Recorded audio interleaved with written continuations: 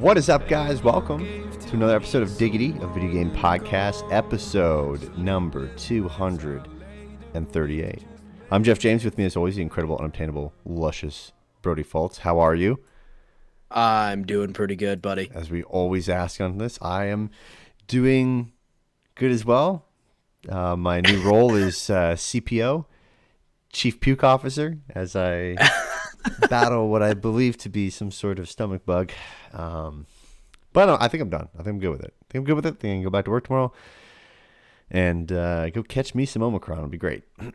That's what you think until you wake up at like 1 o'clock in the morning or wake up in the morning. Yeah. You're like, no, maybe we'll try again on Monday. Oh, and I sent that great story I wrote to you guys. Yeah, on it Discord. was a true work of art. Brought a tear to my eye and everything. Hopefully you learned some mythical knowledge as well with the Philistines. That was, so much thought went into that story for what the end result was too. Yeah, It was wild. It was great. That's the kind of story that we would talk about on OBO, but not this show. No, we'll bring it up on OBO on Monday. But Definitely. yeah, not this show. Before we get into this show, whether you're listening live or you're watching the video recording this afterwards, please hit the like and subscribe button on this video. And if you're listening to the audio version of the podcast for the first time, please consider subscribing. And if you come back for the second time, thank God we didn't scare you. Thank you. Thank you for sticking around. It's fantastic. We provide something to you. Maybe not a lot, but at least something. And with that, every Thursday we go live on YouTube and Twitch. And every Friday morning, real early, you can expect an episode of Diggity, a video game podcast, to hit all podcast networks across the interwebs. And you can also follow us on Twitter and Instagram at Diggity Podcast. With that, also, can I tease like the stuff we're working on or no? That's fine by me. Cool. All right. So we're trying to figure out names right now for stuff, but we got something big coming up where we're joining forces with some people to make some cool shit. So Yeah. hopefully we'll have some. So We should have more info, I guess, probably next week. yeah, Of more concrete stuff. and you'll probably if you watch us on YouTube, you'll see our YouTube channel name change at some point. Don't be alarmed; it is us. We will make plenty of announcements about it. Not impossible.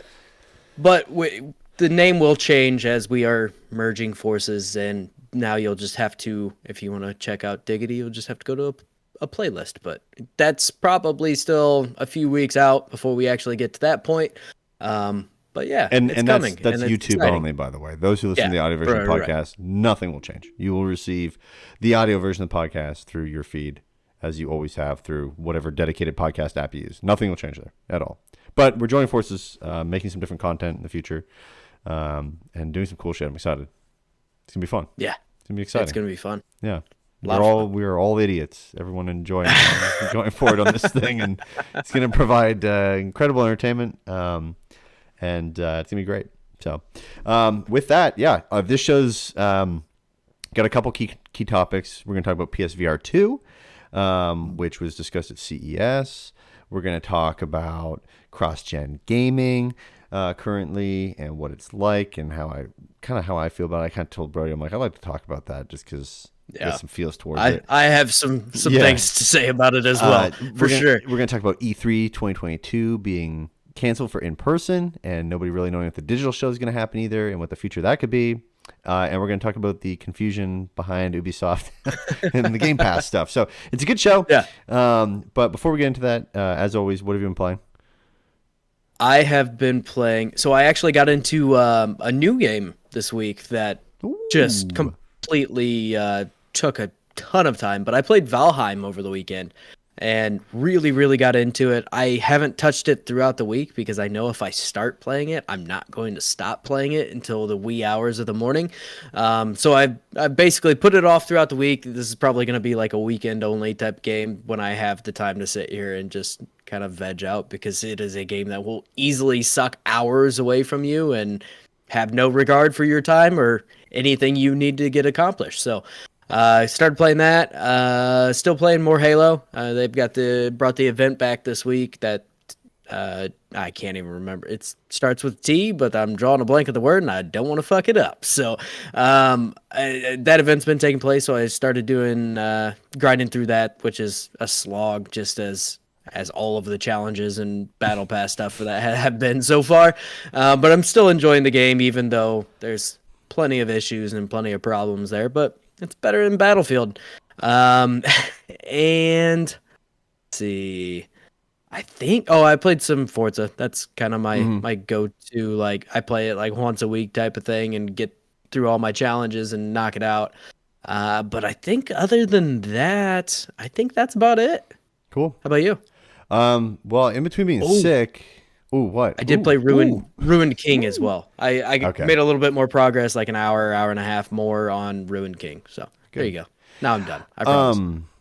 Yeah, well, in between being sick twice, like one which I think was either food poisoning or some demon cursed me, and the other being the common head cold. I was able to play NHL 2022. I played a little bit of Overwatch. I played a little bit of Hades. That's about it. Between being sick and then getting back into the work grind. Boy, man, Mondays of Mondays. On the first Monday back from vacation. Yeah. Yeah, those always suck. Like that. Real bad. Ooh. That first Monday. I mean, I got a lot of stuff done, but I was like, man, I'm fucking Garfielding it. Well, you get a lot of stuff done out of necessity. Like it's not because you're feeling productive that day. It's like everything's on fire because you've been gone for, a week or two or whatever it may be. Was it you when we were hanging out where you said I feel like I need a vacation for my vacation? Well, maybe I may have said something along those lines. From being sick and my biggest thing is like when I do take vacation, I dread going back that much more just because it is one of those things. When you go back, you're like, I know everything is just completely a dumpster fire and this is going to be awful to try to go through. So you're like, let's see how this goes. Yeah, let's give it a go. So I mean, that's all I got to this week in terms of games. So not really exploring anything new by any means. I guess NHL 22, I've kind of explored more into it, but. Is it just like 21? Well, we'll get into that. Okay. We'll get into that. But first of all, let's start with PSVR 2. So that was announced at CES this year. CES still happening. It's kind of crazy. I didn't expect that to happen. They decided, though, that they're going to do one less day of it, and that's somehow going to make it better. So I don't know who's behind that shit, but whatever, dude. I'm sure it'll more be power fine. to you. Yeah, I'm sure it'll be fine. But anyways, they announced it at CES, and I mean, everyone had a hunch about it. They'd obviously come out previous, showing the controllers off. They had given some kind of little spec and tech stuff to it. There had been rumors. People had found little patents that had been filed about the different resolution behind it. Every year, PlayStation, maybe it's a handbook. Maybe they're taking a chunk of the handbook of Nintendo, but they drop this shit on a Tuesday. Like evening. Like Tuesday, fucking 8:00.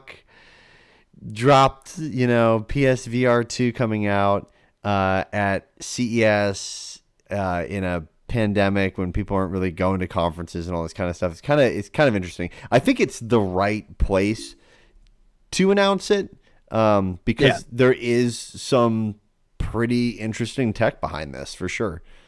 And on top of that, I mean, it's not like this is brand new news. I mean, some of the tech behind it is, but we've known that they've been working on this since February of last year. So, I mean, we saw the controllers back in June of last year, I believe. But yeah, it's kind of this. It's been it was March of last year. So yeah, but this makes sense to have it there because, I mean, the tech behind this is pretty impressive and it's pretty cool. And I think this is a good place to do your initial hey, this is what this is going to be, and then do your full reveal with a date a little bit later. Yes. So I'll rip through the blog posting here of what they're calling it. So obviously the full name is going to be PlayStation VR 2, which makes sense. It will be next gen VR true, where it only works on PlayStation 5. It will not work on PS4. This is only for next gen, which makes sense. But anyways, so here's the blog post. PlayStation VR 2 takes VR gaming to a whole new level, enabling a greater sense of presence and allowing players to escape into game worlds like never before. With the headset on and controllers in hand, players will feel a heightened range of sensations unlike any other, thanks to the creativity of the game worlds being built by our world-class developers and the latest technology incorporated into the hardware. Says building upon innovations from PS5, PlayStation VR 2 adds a true next-gen experience with high-fidelity visuals, new sensory features, and enhanced tracking along with a simplified single-cord setup. So visual fidelity, it goes by each category here. For a high-fidelity visual experience, PSVR 2 offers 4K HDR, 110-degree field of view, and foveated rendering with an OLED display. Players can expect a display resolution of 2000 by 2040 per eye and a smooth frame rates of 90 by 120 hertz. Headset-based... wild. Yeah, it is pretty wild. That is so wild. Very nice. Very nice. Very, very nice. Then the headset-based controller tracking. So this is... I'm very... Between this and other categories, I'm very intrigued of how this is going to work. So with inside-out tracking, PSVR 2 tracks you and your controller through integrated cameras embedded in the VR headset. Your movements and the direction you look at are reflected in-game without the need for an external camera, which is awesome. New sensory features. PSVR 2 Sense technology combines eye tracking, headset feedback, 3D audio, and the innovative PSVR 2 Sense controller to create an incredibly deep feeling of immersion. Headset feedback is a new sensory feature that amplifies the sensations of in-game actions from the player. It's created by a single built-in motor with vibrations that add an intelligent tactile element, bringing players closer to the gameplay experience. For example, gamers can feel a character's elevated pulse during tense moments, the rush of objects passing close to the character's head, or the thrust of a vehicle as the character speeds forward. Additionally, PS5's Tempest 3D audio tech makes sound in the player's surroundings come alive, adding to this new level of immersion. And finally, the last category that they have in here is eye tracking. With eye tracking, PSVR 2 detects the motion of your eyes, so a simple look in a specific direction can create an additional input for the game character. This allows players to interact more intuitively in new and lifelike ways, allowing for a heightened emotional response and enhanced expression that provide a new level of realism in gaming. So overall, this sounds much more advanced than Oculus Quest 2. Absolutely. Which, I mean, I think right now, if you have to go into the world of VR, the Oculus, like just Oculus in general, is probably the bar and the most adopted thing, I think, in the market right now. Like, so many people got Quest 2s for Christmas. It's absurd. Yeah, it was in like one of the top 10 purchased items for Christmas this year. Yeah, and I mean, their app was like top 10 at one point too, on Christmas Day and Christmas and the day after Christmas, which is huge to see. So anyways, yeah, all these advancements in PlayStation VR 2 combined with the haptic feedback and adaptive triggers from the PSVR 2 Sense controllers, so you're going to get those adaptive triggers that you have in the PS5 controllers, enable players to feel and interact with games in a much more visceral way. And it'll have a simple setup process with a single cable connected directly to the PS5. You can immediately jump into the VR experience, which is great because you and I last week were discussing this. And one of the things you said is, I don't know when they're going to announce it or when they're going to, show it off. They haven't shown off the headset yet, obviously, but they've announced the tech behind this, which is fantastic and amazing. Mm-hmm. But you and I were both like, man, I imagine like another box going into it, but it sounds like they can fit it all into this headset, which is pretty amazing. And also, PS5 has a lot of technical power and capability into it that has been completely untapped so far. Well, and that's the thing for, like, if you want to do any sort of VR through your PC, like, it's got to be a pretty impressive PC. Like, it actually takes a decent amount of horsepower behind it to accomplish that. So this is a good way for, I mean, again, PS5s are pretty slim to come by as is now, and I imagine this would be hard to get a hold of for a while too, but I mean, this is we still haven't seen a price, which is a big thing, right? Yep. And we also don't have a release date. But from the standpoint of what VR is and what it can do, like this is incredibly impressive. Like the panel resolution of 2000 by 2040 per eye is insane. Like that is that is very incredible to be able to accomplish, especially with the refresh rate and all being powered essentially through a single cable. I imagine it's going to be a pretty thick cable, but at the same time, I would rather have the power that this has, and you don't have to worry about it, constantly dying or anything like that, all for the sake of having one cable. I think that's fair because most games you aren't like running around or anything anyway. One cable is not that big of a hindrance. Now, when you have 15 cables coming off of this thing, that's a different ball game. But I played. We talked about it, I think, last week, where I actually played Super Hot on my nephew's VR setup that he got, which was the PSVR, the original, obviously. And I didn't even really notice the cable was there. Like I never had any problems with the cable, and for that slight hindrance that some people might have from it, whereas with the Oculus, they no longer have the cable. It is Oculus that went cableless, right, or wireless? Yes, Oculus is Okay. wireless. I don't think it's that big of a deal because seems like a much more powerful experience, and It's like not you a were saying, standalone platform, right? right? That's the other big difference to it. It's not a standalone platform. It's hooking up to the PS5, where Right. you have to play a game already. And the Quest 2, like from what I understand, the battery life sucks ass on it. Yeah. Like horrendous, which is fine. I mean, people have, people are passionate about certain things. It's whatever. But Right. I have heard that that's a big downfall of it.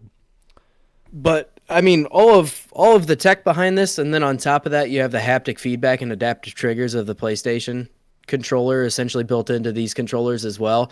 While they are essentially an Oculus controller, just modified for PlayStation use, right? Right. But this is actually really cool. Now, my biggest concern with the PlayStation VR 2, and all of these cool things that they're doing, the developers that are making these games have to utilize them for them to be worthwhile. And that was something we brought up with the PlayStation originally, or with the PlayStation 5 originally, was like how many people are actually going to use the haptic feedback and adaptive triggers and all that. Sure. And so far what we've seen is it's been pretty minimal. Like a lot of games use like a little bit of weight on the trigger, and that's about it. Just to simulate like actually pulling the trigger on a gun or something. And there's been some other things that have been used, but it definitely, at this point, it still seems slightly gimmicky. And that's because a lot of the people that are actually going to utilize those kinds of things are first-party developers or are very close, like second-party developers, essentially. Mm-hmm. And we haven't seen a whole lot of that. I mean, a little bit here and there, but I don't know. I worry like some of these new sensory features, I imagine some of these are going to go out the window because a lot of people are going to be developing for multiple platforms. They want to put it on Oculus, and they want to put it on, Steam, and they want to put it on the PlayStation VR. So if they can't easily integrate these in for just the PS version, I can't imagine it's going to be a huge priority for a lot of developers. But well, and also like, I mean, it does depend too on, I mean, I get your point. Yeah. Like like, look at Wii, look at any other innovative thing. I guess adaptive triggers have been, no pun intended, adopted by a bunch of devs. But yeah, like having, even then, it's still been pretty minimal, though. I mean, it hasn't been it has anything You're too right. crazy. I mean, I guess there's the yeah, I mean, I guess like the haptic shit on the back of your head, I could see that like not being, I could see it for horror games, sure, no problem. But like, to be honest with you, I don't really, if I'm racing in a car, I don't want the back of my head to fucking rumble while I'm racing a car in VR. Like, I mean, I don't know, maybe that's me, but Just throw up. You're like, "Oh." yeah, well, I mean, like take your phone, put it to the back of your head and ask someone to text you, do you like Yeah. that? I don't. Not a pleasant feeling. Not ideal. So I agree with you. I don't know if someone's really going to use that. I'm just showing them screen sharing right now through the live stream, just the design of the controller themselves. We actually, Evan messaged us from WASD and Beyond podcast, and he was saying how this is such a copy of the Oculus. I don't really know how you do it any different. No, this is At this the point. optimal way to have this. Yeah, because and their I stupid agree. little wands that they had Oh my are God. not the ticket. Like Yeah. that isn't it. No. The PlayStation Move controllers originally were not good. And then, I mean, I think it's the only way you do it, because if you do it any other way, you have to have a strap so that you can hold these in. Right. And the circle around that base kind of helps for that. Also, you don't hurt your hands on anything. It feels like you're When you putting on a accidentally glove without putting on a glove. when I played Super Hot, I definitely about got one of my kids, because I mean you can't see what you're doing, and one of the kids ran up beside me, and I was like turning to shoot one of the guys on the screen, and I about smoked him. That's But hilarious. this is I really think this is the way to go, and I mean clearly Oculus didn't fully copyright this, or else PlayStation couldn't do this, or so it's I think there's enough changes and enough things that are going to be different that it's not going to be a real big problem. But Yeah. I don't know. I'm stoked for it. My question is, what's the friggin' price? After hearing what it can do, our prices are not that we talked about last week. I think are out the fucking window. Oh, I think I was saying what 400, 450. Yeah, and I said what 299, 399, Yeah, something like I think that. it's going to be somewhere between 400 and 500. I don't think they go above I mean, 500. the resolution inside of it alone is immense. Yes, this is And true, we're but talking I mean they're about also eye tracking, much smaller screens, and but Yeah. if they get above 500, like that's going to be a hard sell, especially when you just have to buy a $500 console to match it. I mean, it's still cheaper than, if you wanted to play PC VR, but I don't see them going above 500, and I think the sweet spot's going to be 400, because if PSVR we talked about last week was the original's what 300, and it has been since it launched. Yeah. So I think if you get too far above 400, it's going to be a really, really tough sell to have people go out and buy. I don't know. I feel like nowadays people just go buy it in.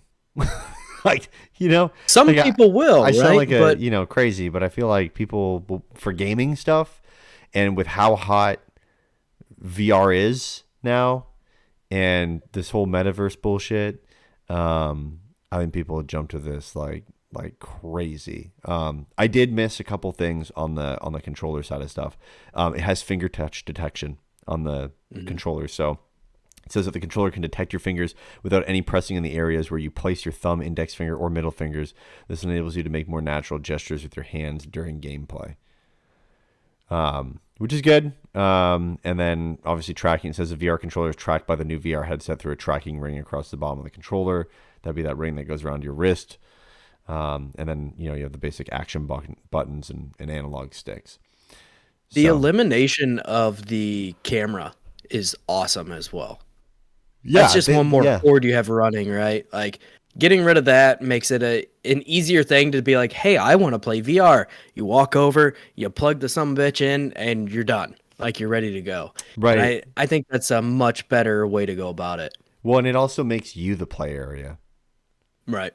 Versus like I was lucky enough many a year ago to have the chance to be able to try out the HTC Vive, one of the first real versions out of it, in beta, like it was sent to us. And you had like two different big sensors that went out to it and a camera, and then you had the actual headset itself, and it was cool. But, it was definitely lacking that side of stuff. And then, like I said before, with this being plugged in, I have no problem with that. I think it's fantastic. Hope the cord is long as shit so I don't throw my PS5 PlayStation. across the room. Because I won't be able to get another one. Yeah. I'm also curious to where it plugs in. A USB-C. Into the front? Yeah, it's a USB-C connection. For the front? This is my biggest beef as I look at my PS5 sitting right there. Like, why didn't you put a fucking cover over those things? They're just holes in the front of the system. Drives me nuts. Yeah, so, and there was some things that we didn't get into on the weeds here. So, like PlayStation VR 2 specifications. So, the display method is OLED. Panel resolution was the 2000 by 2040 per eye. Panel refresh was 90 hertz 90 hertz and 120 hertz. Lens separation is adjustable, which is awesome. Field of view approximately 110 degrees. Some of this was already touched on. I'm just reading down through this again here. Sensors. The motion sensor has a 6-axis motion sensing system, 3-axis gyroscope, 3-axis accelerometer, and attachment sensors and IR proximity sensor. Cameras are 4 cameras for headset and controller tracking. Our IR camera for eye tracking per eye. So if you can go cross-eyed, you're going to win. Feedback vibration on headset, which that's going to be interesting. Communication with PS5, USB Type-C, and audio is the input. It says input built-in microphone, output stereo headphone jack. So you're going to have to plug in your own headset on top of that, which kind of isn't ideal, but it'll be okay. No way. What? No, because they talk about 3D audio into the actual system. You're gonna have speakers on the thing. I think what you can do is you can just plug into it if you want someone else to hear the shit or hook up to a sound system. I don't know. It says it has 3D audio right in the headset. But that just means it could support it. It doesn't mean it has onboard speakers for 3D audio. If they don't put onboard speakers in this fucking thing, that's crazy. Yeah, it's gonna. I don't know, man. That's fucking nuts if it doesn't have 3D speakers. Most of them don't have any onboard speakers. A lot of people, you see them and they have to plug in a headset. If I'm remembering, correctly, most of them are just the harness. Yeah, I mean, I'm not, Otherwise, I'm not doubting you. I just right? hope to God that's not the case. I hope that it has like some sort of. I mean, if it says output stereo headphone jack, that doesn't God. say speaker to me. Watch two when they put. I know. You're making my nightmare come alive. Watch them. Luckily, you have a wireless one. You'll be all right. Yeah, but watch it not fucking fit. Yeah, watch the only ones that fit are the fucking PlayStation ones that are like $100. Watch those ones be like this is what's gonna happen here. This is gonna be like, like any other thing nowadays where it's like, here's the perfect headset you need to get for your PSVR setup. Fuck off. Yeah. And there's gonna be like one type of headset you need to get, and that's gonna be the best one. That's the one that fits the best and works the best with the whole system and nothing else. Yeah. Yeah, probably. I mean, it is what it is. But yeah, fuck, you're right. You called out the output for the... Yep. That's unfortunate. I feel like that's a little bit of a misstep, but I also see how that could help shave down on the price a little bit, too. I could also see why people might not want... Yeah, some people just want to use their TV sound, right? Yeah. If they have other people in the room, you don't want to always be locked into this system. Well, because it's also like, how would you really do that anyways? Right. Would you really be able to have over-the-ear headphones on there that would work for everybody? Probably not. No, yeah, probably not. Built into it? I don't know. This is crazy. These are questions that... so many questions. that Sony can answer instead of us. This is... Okay, so here's the real thing. So when the fuck do you think we get to see the headset? Because that's a big question. I don't think we see it until like June. I bet it'll be halfway through the year before we see it. That's fair enough. At least. Well, if they're announcing this now, yeah, I would say May, June, somewhere in that ballpark. I think they announced the headset earlier than June and May. I think that they announced it. Are they going to give us a date and price alongside that? I think they give a price and they give a date, and I think that the price and date is out like a ways, so they can build up a shit ton of stock this time around because of supply chain issues. To make their sales and to just... For these $1,000 headsets. Oh my God. Don't even... God. Yeah, I think that they sell them in holiday season. I think so too. I think they'll announce it like May-ish or so, and then I think they will release this holiday season. I think them announcing it earlier is only going to help their stock because, like I said, the metaverse shit is so huge, and investors are stupid. They're going to think that this is the metaverse. Yeah, probably. You know what I mean? Like I hate it so much. But that's the world we live in, bro. Like that's what sounds like some comic book bullshit, man. That's legit. Right? That's the metaverse, dude. That's a huge thing that just perks the nipples of every, every stupid investor out there. That's willing to shovel shit to a stock. Yes, I think they really showed off earlier than May and June. Like March, you think? Yeah, I think probably February, spring. March? Man, Okay. I don't know at this point why the fuck March, they April, don't show maybe? the headset. They've showed us the fucking controllers. They've shown They us. showed us the controllers a year ago, which is crazy. And they've We've given us known the what the spec controllers. on But the headset. Maybe they just don't have the final thing done. what's But even crazier to me is like so many people must have missed this initial announcement last year because there yes, was everywhere over Twitter. They're like, Sony just announced the PlayStation VR 2, and you're like, I mean, they gave it a name and told you a little bit more about the tech, but this shit was announced like last year, right. like Yeah. a year ago. Hey, Crazy. it's crazy shit, but that's what we do. That's why we do it the best, baby. That's right. But yeah, I mean, I feel like they could put out the headset. The only reason why they're probably holding it back is just more PR, right? So, which is fine, makes sense. Got to do what you got to do. Got to keep the news wheels a churning with the headset. But yeah, I'll be really interested in the price. But moving on, let's talk about this Ubisoft Game Pass stuff. And like what the fuck is going on with it and why it's been so fucking confusing. Where like even people we know that do video game podcasts, I saw some people post on Twitter. They're like, "Holy shit, game changer! Your move now, Sony." And I was like, "Holy shit, that's huge." And then I got off Twitter and didn't realize anything. And then I said to Brody, "I'm like, holy shit, you see this coming to Game Pass?" You're like, "No, not really. Like, you got to read into it." And I'm like, "Oh, okay, shit." So Ubisoft and Xbox were doing that ever so popular company thing to do on Twitter and like kind of flirt with each other a little bit. Absolutely, like, yeah. Yeah. So they were doing this, flattering each other, like, oh, should we tell them? Like, are you guys going fucking steady? What's going on here? Right? Yeah. Like just weird shit. But anyway, they were doing their Twitter thing, and then they finally put out the actual announcement that Ubisoft Plus is coming to Xbox. Well, a lot of people I think they were I think they were talking to the Xbox Game Pass account, and I think that's where some of the confusion came from. But anyway, it's coming to Xbox because it is not currently there. That does not mean it is coming to Game Pass.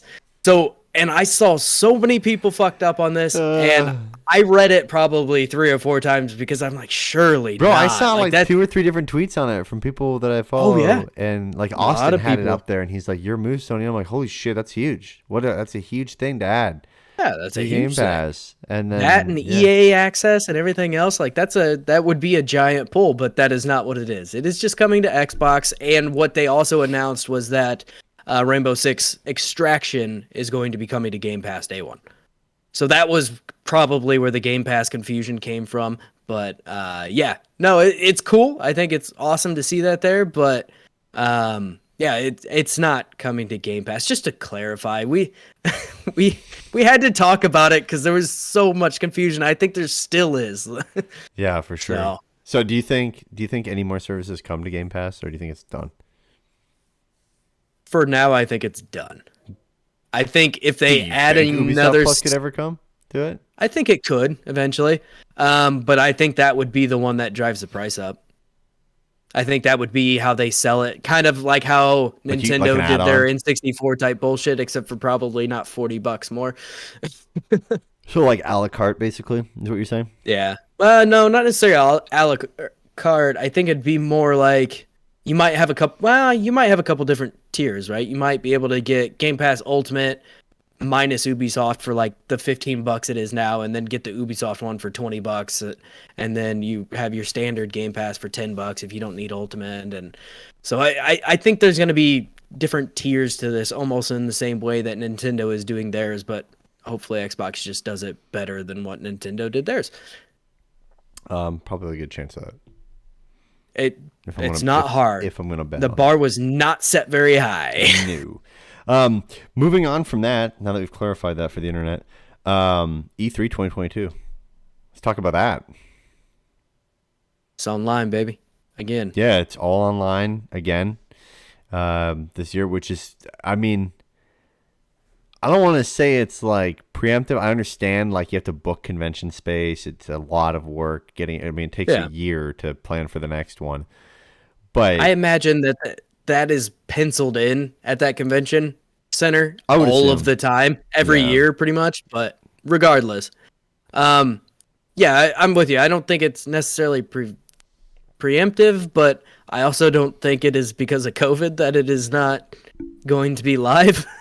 Yeah. Just being real honest here, from leaks that we've seen from various different places, and also just my personal opinion, I assume that this was going to be online regardless. Yeah, can I read the bullshit quote from Yeah, the press? absolutely. Okay, so due to the ongoing health risks surrounding COVID-19 and its potential impact on the safety of exhibitors and attendees, E3 will not be held in person in 2022, the ESA said in a statement to GamesBeat. We remain incredibly excited about the future of E3 and look forward to announcing more details soon.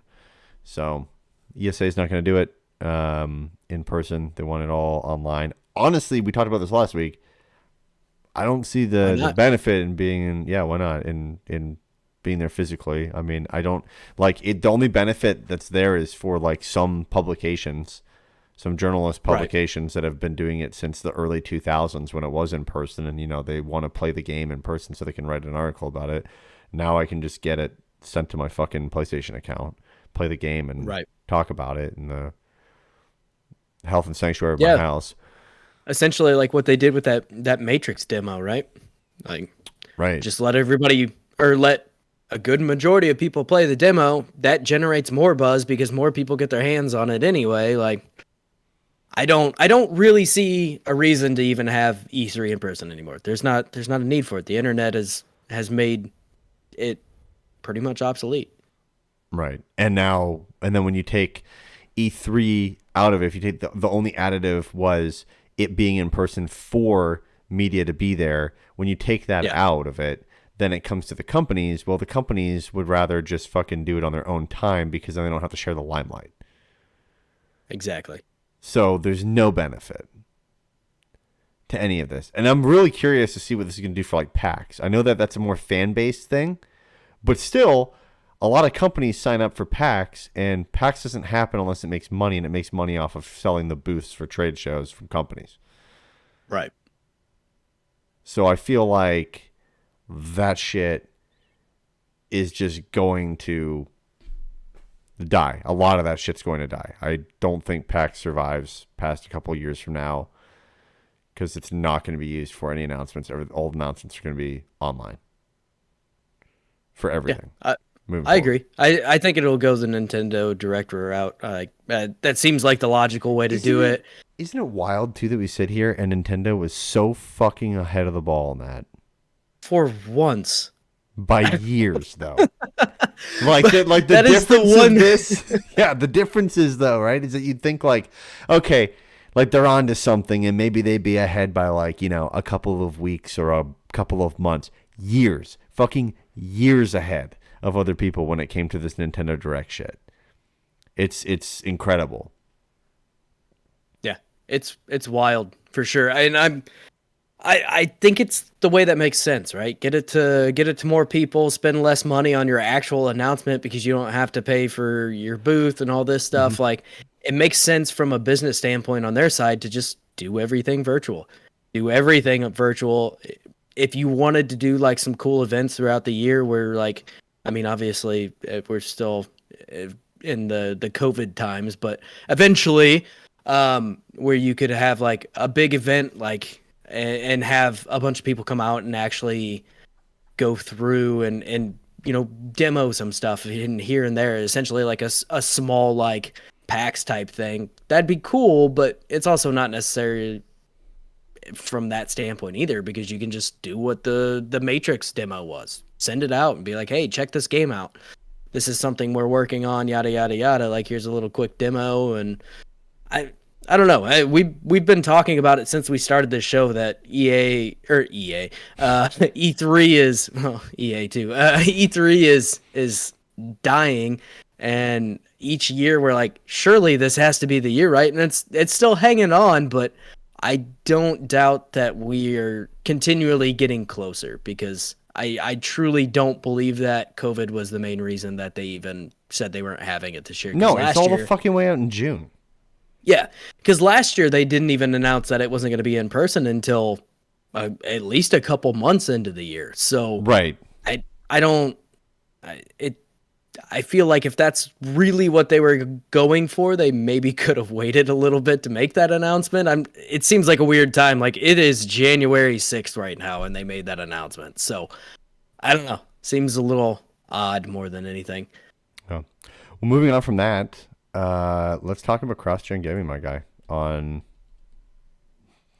current next-gen game consoles. Do you want to go first on this? Or do you want any parameters behind all this? Because basically my thing is this. I've played enough cross-gen titles now where I'm kind of... I don't know if it's like the selfish side of me, because I understand the circumstances and the scenario at hand right now where basically people cannot get PS5s, Xbox Series X's, all that kind of shit. Right. But like when I pop in a game like NHL 22, and part of that I understand is also the factor of EA Sports, and I've got other examples, but EA Sports just kind of holding back on things and doing kind of incremental upgrades and enough to entice a bit, but not necessarily enough changes that would make a big, a big fucking reason for someone to purchase it, like have to go out and get it.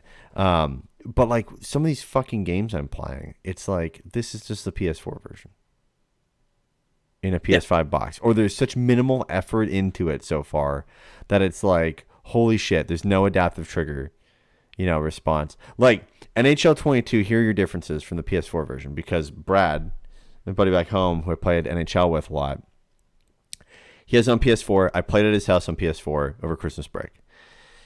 Mm-hmm. Okay. Looks fine. Looks all right. They changed a couple things. The ice looks a lot better in it. The characters look like shit still. Okay. They look even worse or whatever on PS4. However, there are some changes to it. The hits look a little bit smoother and some of the animations look smoother. It's a basic NHL game. EA Sports. PS5. I pop that fucker in. I'm like, okay, I'm going to get way better character models, right? And texturing for the character models. I'm going to get way better graphics all around. I'm going to have a better stadium full of people that just, look like fucking people and not like robots. And all you get is I've got upgraded ice. Some of the people look okay. Some of them look so fucking bad. It's unbelievable. They're just in a higher resolution of bad. And then I've got a little bit better animation, a little bit better hits. And then what was amazing is they actually utilized the controller. I have yet to play a game that has utilized the controller as much as NHL 22 in terms of all of its Really? features. Yeah. So let me actually pull the controller up. Hold on. So on the PS5 controller, the speaker in the game, the ref whistle goes through the there's a fucking bot attack in the chat right now? Yeah, we've got a couple weird like bots, nonsensical. Just fucking let them bot on, dude. No worries. You keep commenting. They're just placing placeholder text for other bots to crawl, bro. Just leave her be. That's right. The speaker area, the speaker and the controller is utilized in the game in a pretty cool manner. Some annoyances with it. So it's used for the rest whistle, which makes sense. I like that. I wish they did that in Madden. Yeah, that makes sense. Mm-hmm. It's used for like face-off songs right before they're going to face off for the cinematic. Okay, that's kind of cool. And when you score, it plays the team's like song, like one of their whatever songs when you score a goal through the speaker as well. Adaptive triggers are used for passing. So if you want to do like a quick pass, you don't have as much resistance. If you hold it down to do a quicker pass across the ice to somewhere else, or a quick pass in general, you have resistance to it. The haptic feedback and vibration in the controller, the best in any game I've played so far, in terms of carving ice. So the sound of carving ice while you're skating and have to turn real tight comes through the speaker, and then it follows, and you can feel the line that you're making on the ice follow through the controller, which is pretty dope. That's actually pretty cool. Yeah, which is pretty dope. Touchpad not used for anything, which I mean, I still don't fucking understand why they have the touchpad. I I nah, don't. I mean, you know what I mean. Like it wasn't fucking used on the PS4 that much, if at all, no. It except for was some just shit in used as a start Uncharted. button, and it always Yeah, has or as been. a giant start button. Yeah, but it's like we're paying for that. Like just fucking take that out, and then you Yeah. know. I I think the only thing that even used it was Astrobot, wasn't it? So far on PS5, yes, that's it. Astrobot's the only thing that has really utilized a lot of the features, or at least to the extent that it did, but that's because it was a tech demo. Yeah, and I'll even add this. I mean, like other, so like, not my gripe on NHL 22 is the fact that like they do all that kind of shit with the controller, but graphically, it's not. There's not big upgrades. Yeah. There's not big upgrades to the PS5 version, which sucks ass. I mean, yes, the ice looks better, some stuff looks better, but I mean, it's outputting at a high resolution. It's not, but I like the stuff's not reskinned. the I also agree with you that the speaker is really cool. Like in Guardians of the Galaxy, when you're playing and half the time I have headphones on, so I know I didn't even notice it at first, but Mm-hmm. when you're playing and you're talking through the radio to someone, it plays through the speaker on the controller, which is really really Yeah, it's cool, but awesome. like that feature in itself is like a neat feature, but it is what it is, right? But I don't know. I my I guess almost everything we've played at this point is a cross-gen game, technically, right? Like Most almost of them, yeah. everything is coming to both, right? Um, and my experience with it so far has been meh. I don't know. And we knew that the first couple years were definitely going to be pretty heavy on being cross-gen because they have to. They still have to supply these games An to the enormous generation market. before. Yeah. Yeah, it's a massive market, and to not do that at least for the first couple years, especially now, like where there's so many people that are trying to get a PS5 and still can't get one. It's it's something that kind of needs to happen, but I also have the opposite experience where like I've been playing on Xbox a lot more lately than I have my PlayStation. And I I haven't gone back and like played the PlayStation or the Xbox One versions of these games, but I have played them on my PC, which my PC is not anything incredible. It does okay, right? But the difference between playing it on my PC versus playing it on my Xbox is exponential. Granted, that's not exactly apples to apples to comparing it to PS4 to PS5, right? Right. But it is similar in some regards. But I the Xbox One, at least with the like, I'm thinking right now of Forza Horizon 5 and Halo specifically, Halo Infinite. Those two games in themselves are just they aside from some weird bug problems that aren't even really the Xbox's fault. They run so well and they look so good on this version. But I've seen comparisons of like the Xbox Series S version of these, and those look really good too. I mean, slightly downgraded from the X, but not anything that's super noticeable.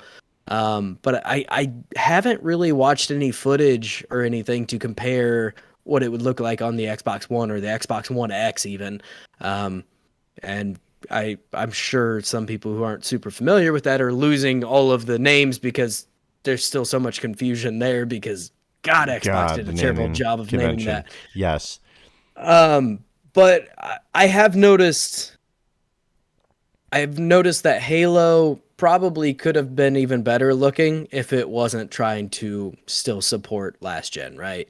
And that being a flagship title, even though it came out in these first 2 years, it kind of sucks to see because it could have been a little bit better, especially when they're talking about this game's supposed to last for an extended period of time. Mm-hmm. I feel like holding it back for last gen kind of sucks, but they needed it to be that console seller early on, which was supposed to be even earlier on. And now it's even more in this kind of weird spot where it's like, okay, now we're a year into the Xbox Series X's life, and this game is slightly held back. It still looks gorgeous, but it's slightly held back to what it probably could have been if it was solely a next gen game. And like Miles Morales was the same way on the PlayStation. Like it was a gorgeous looking game and it ran exceptionally well and looked fantastic. But I'm really looking forward to in another year or two once they do start to drop off of putting things on last gen, and you can see what these consoles truly can do. And I mean, you look at the games that came out at the beginning of the Xbox One's life and the PlayStation 4's life, they look drastically different than what we got near the end of it. I mean, like God of War and Spider-Man and The Last of Us, like, or The Last of Us Part 2 was kind of on that realm, right? Where like they look so good. And so I'm super interested to see how that goes, but I don't have a direct comparison to it, I guess, to like you do, where you've played both versions of NHL 22, and you can sit there and actually like compare what was missing and all of that. Yeah, and it's interesting too because I was talking to Brad and he's chatting to me and he's like, "Hey, he's like, when I can get a PS5, like when it's available on this earth," and he's like, "I Yeah. don't have to hunt it down," because I mean, he's not a huge gamer. Right. He's like, "I'll get one." He's like, "Am I missing out on a lot?" And like, I subtracted in that moment any of the sounds coming from the speaker or any of that stuff because I have my headphones on talking to him. And I just went to him. I just like looked around for a second. I went to him. Like, not really. I'm like, not really right now for this game, not really. But the big thing I said to him, the benefactor, was the loading. Like the loading was the biggest thing. Like I went when I was at his house. It was we were just playing locally on that PS4, and we're playing against each other, and it takes like almost like 25, 30 seconds to get into a game, like after you hit play. Yeah. And 2-3 seconds on this, which is great. But you just, I mean, it's not like it's, like, I think the thing I hate the most about that as being like a huge benefactor to this is that it almost makes it sound like the PS5 was a utility device when it's not. It's a fucking it's entertainment. So like when you're playing a video game, you have time aside. Like the fact that it's going to take 25 seconds to load and it only takes 3 seconds is not a massive convenience to you. It's just a fucking thing that it does now by its tech. Like, is it great to not wait around? Yes, but I didn't need to. Like if those 25 seconds were lost, it didn't matter. Like I'm not performing my fucking job on this thing. Right, where I have to clock in and I'm sitting there waiting and I can't get into it yet. I'm waiting for it to load up. Like it's. I will say that there is an argument to be made for it though, like it being quicker for people who don't have a ton of time to game, every night or everything like that. Grand Theft Auto, yeah. Those, yeah, all of those load times add up over the course of playing a game, right? Like you go and want to play a handful of games of Halo Infinite, right? And you're playing multiplayer and it takes forever to load into each game. That takes time away from, by the end of the night, you could have had an extra match or two in there even, like depending on how long you played for. So it does eventually add up. I do wish that I should have downloaded Forza and Halo on my Xbox One that I still have, and I should have tried those out to see what the difference is. Still can. I still can, and I can report back next week, but it doesn't help a whole lot with this conversation now. And I hadn't really processed that earlier when we were kind of talking about some ideas for tonight, but and nor did I really have time. But I do want to check that out because I am now very curious how different and how different that experience is, not only from a load time, but the graphical settings and just how that actually goes. Because I actually even have, an original day one Xbox One, so it would be a very, very huge downstep to go back to playing on that regularly. But I am curious. I think I'm gonna have to start that download because I think that'd be a really cool thing to check out. And I mean, I didn't even really think about it until I started playing NHL one, and I was like, started going back on all the cross-gen games played, and I looked up on YouTube. I looked up like the comparison videos that they do, which a lot of people do a really good job with those comparison videos. And I was like, man, it's not a lot of change, But the first party titles, tons. Ratchet and Clank. Miles Morales, you can see the differences, and it's pretty incredible. But yeah, cross-gen stuff, it's like, there's some stuff holding back, and I think, like I said, selfishly, I'd like it to be quicker, but it's not going to with the supply chain issues that we have only, I think, lengthened it. But we're probably going to have this kind of stuff for cross-gen stuff for probably the next 2 to 3 years easily. to catch up to that market. The only difference right now is that we're now going into a realm with this VR stuff with PSVR 2, and I think PSVR 2 will be a lot different than PSVR, where I think there's going to be a lot more support. Not that there wasn't support for PSVR, there still is, but I think that there's going to be even more support in either converting games to be VR mode or putting, full-fledged titles onto it, which, oh my God, something I fucking forgot on PSVR 2. The Horizon game coming to it. Yeah. Oh yeah, we didn't even touch on that at all. Stupid. Oh my God. So Horizon Call of the Mountain from Guerrilla and Fire Sprite was also announced for the PSVR 2 announcement. So that's a huge thing. I mean, that's a first party title coming to that shit. And that's, I wonder how big that's gonna be. Like, I don't know. So here's my thought on it. I think it's going to be very Astrobot like. I think it's going to be exploring the equipment, exploring the headset, exploring the controllers, understanding it. Because Astro did a really good job of that. Truly telling you and showing you everything the PS5 can do and what the controller can do in itself. They did a great job explaining that for the discovery part of the user using the hardware.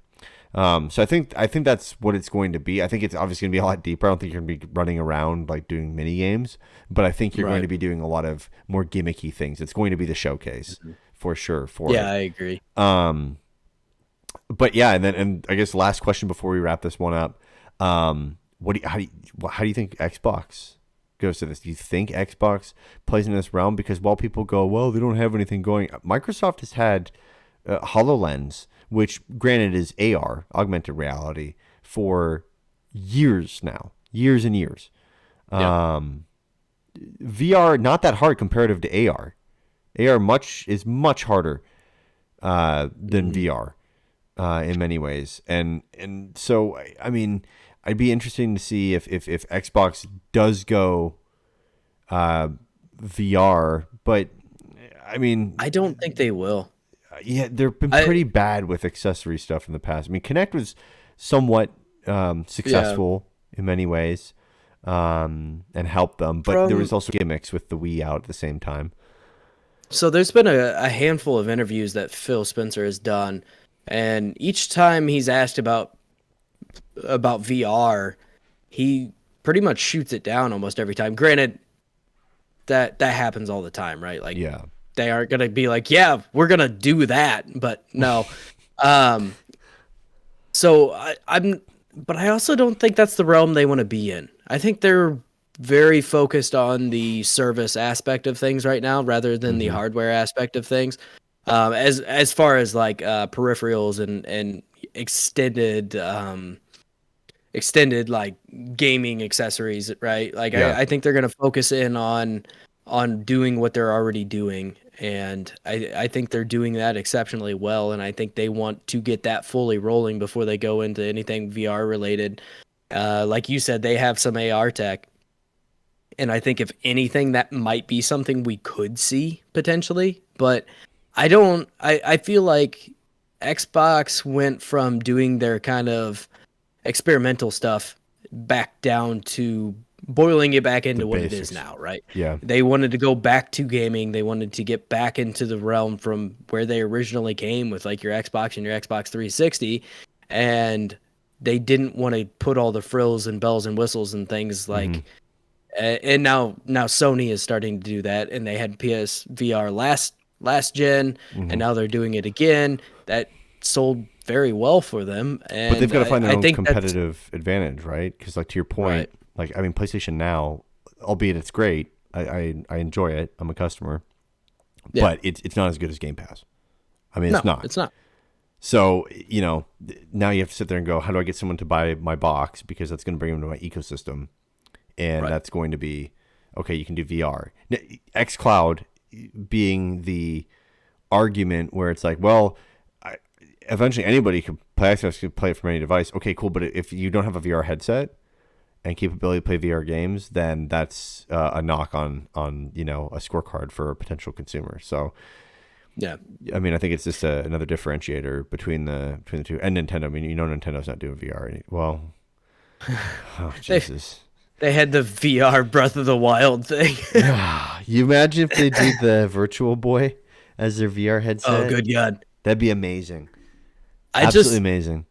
I I actually believe the interviews that Phil Spencer has done, though. I truly don't think they are working on VR right now. I don't think it's a priority. I don't think VR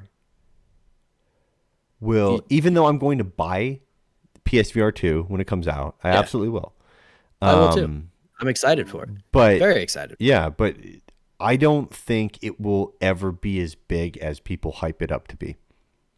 No, and even the very good sales that PSVR had, it's not it's not astronomical. Like there's not a huge Yeah. attachment rate from And a I just mean PS4 in to a general. Like I even mean yeah. like Oculus, like Quest 2. Like I don't think the metaverse is bullshit. Nobody can explain it, but I don't think any of that stuff will really take on in the way that people are hyping it to take on. Like I think at the end of the day, a human is going to want to disconnect. Like look at social media and how our society now can, and we won't get deep into it, but like we can't even handle that as humans. Yeah. Like we're so stupid, right? We can't even handle that in our society to an extent.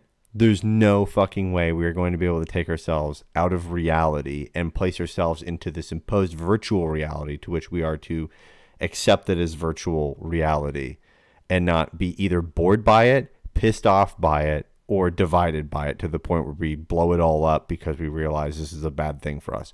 I don't see it No. taking off to the levels that people discuss. I don't see it being used that much in industries like, I'm driving a forklift across the warehouse and there's fucking Greg with a VR headset on trying to figure out where the fuck those sunglasses are in the Amazon warehouse in the middle of the fucking lane. Not a great world to live in. Not interested in living in that world. So, yeah, I agree with you. I don't think they'll do it. I do think Nintendo will do something eventually with I don't think another they will until console. the next console. Yeah, Yep. no, with Yep. another console, but I do think that they will do something Virtual Boy wise. So here's a fun little tidbit. So Oculus Quest 2 has sold 10 million units, Yeah. which is I mean that's pretty substantial. You want to know what's interesting about that though? So my nephew has one, Uh-huh. and I talked to his father about it, and his father's like, "Yeah, it's cool, but there's like the battery life sucks. Okay, Yeah. like it's horrendous."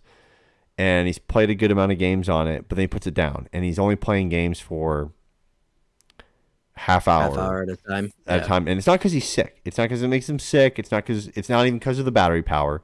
It is because of just the games on it, and it's exerting energy worth into what used to be a relaxing experience. Yeah. And he's not using it as much. And I think that's going to be the thing. I think it's going to be, I don't know what other consumer electronic or any item in Americana or human history you could like compare that to, but I think it's Right. going to be this quick pickup, like quick dopamine hit pickup thing that people just use when they want to have a quick like 30-minute fun session for something, which is fine. But And some people problem is use it as a Go ahead. some people use it as like a workout tool. Right. Yeah. No, and I could Right. see that. I understand that. My thing is just like people pose this as being like we're gonna have these strapped to our fucking faces 8 hours a day, and it's just not gonna happen. No. It's No, going that's to never it's gonna, going to be it's the never hey, gonna, I'm gonna pick this up, strap it to my face for half an hour, and play Beat Saber, and put it yeah, down. it's never going to replace normal gaming. Right. I don't ever foresee that. I mean, it's not going to get like Ready Player One levels of No. out there where you're No. like, running on a treadmill and haptic feedback, you get shot, you fucking feel it because it punches you in the side type thing. Like nothing. I don't. We could eventually get to something in that realm, but Mhm. that's a long ways away, right? But so my other thing here was with the sales numbers of the Quest. So the Oculus Quest 2 has sold about 10 million units. PSVR, the last numbers we actually got for that were back in January of 2020. So there's no updated numbers since then, but it's 5 million. So I would say it'd be safe to say maybe 6 million, maybe a little less. Yeah, I would probably. think I think because you're it was probably right kind on of starting to peter out, and people knew It was that starting to another fizzle. one was going to come. Yes. So, and then my other fun one to throw in there is there's about like 2,500 or 25 or sorry 2.5 million Stadia accounts. So I just wanted to throw that in there. Oh shit! You son of a bitch! You got your jabs and I get my jabs. Oh in my now. god, the mob will just kill. Yeah, don't worry though. They're putting Stadia on TCL televisions now and Samsung TVs. Oh. Yeah, that great. Because everyone wants to fuck around with their TV for half an hour, trying to find an app. I love it. Yeah. Here's the weather. Here's horse racing, and here's the Stadia app. Like, fuck off. Just let me watch TV on my TV. Enough jamming shit inside of other shit. It never runs well when it's built into the TV either. No, like of if course, you have a it TV also with limits Roku it. built into it, How do you when it gets updated, it sucks. So if they throw updates for the apps, it just gets worse and worse and worse. We bought a new TV. We replaced our I think it was a 50. I don't even think you've seen it yet. No, I haven't. Oh, I think I saw a picture of it. Yeah, we replaced our 50-inch TV down in the living room with a 70-inch new TV, and it's a Roku, and it's a new updated Roku, and YouTube TV runs so much fucking smoother on that, dude. It's not even fucking funny. Okay, I want to do a new segment in the show because we've had enough shows in a row now where we can actually have some participation with the chat live on YouTube and Twitch, which is nice. Yeah. So, okay. Absolutely. So if anyone has questions, throw them in pertaining to anything in this episode, and we'll just quickly discuss them after. But I saw one in here where Toast says, guys, it's clearly going to be for a porn machine. Which 100%, yeah, probably. If people were using the Nintendo 3DS as a porn machine, the VR is definitely going to be a porn machine. Were people really using it as a porn machine? Oh my god, yes. You never heard about that? No. Oh yeah, that was common. Yeah. Why is that? It was just an under the radar device? What did people think? Because younger That's kids the had last it. browser you would ever want to view porn Oh, with. it's terrible. Yeah, it was. That was a common thing to hear about. Jesus, that was a common thing. What, bottom screen or top screen people? Oh, I would assume it'd be a top screen. But there also might be fucking bottom screen people. Power bottom screens. If it can access a browser, it will be used for porn. If it can't access 100%. a browser, it will still be used for porn. The bottom screen gets some interaction. That's what chat says. Jesus. Oh my god, I love it. Yeah, I know. I never heard of that, but yeah, you're absolutely right. I mean, it'll definitely be used for a porno machine. I mean, that's the good thing about this, right? Is we don't have to worry about e-waste. We don't have to worry about e-waste, right? Oculus Quest, 6 comes out, you can still use the Quest 2 as your porn machine. That's it doesn't right. have to show up into a dump somewhere in India with kids crawling all over it. You got a half hour until the battery dies. Make good use of your time. Not even by that time with the battery degradation. You have fucking 5 minutes to go. Jesus.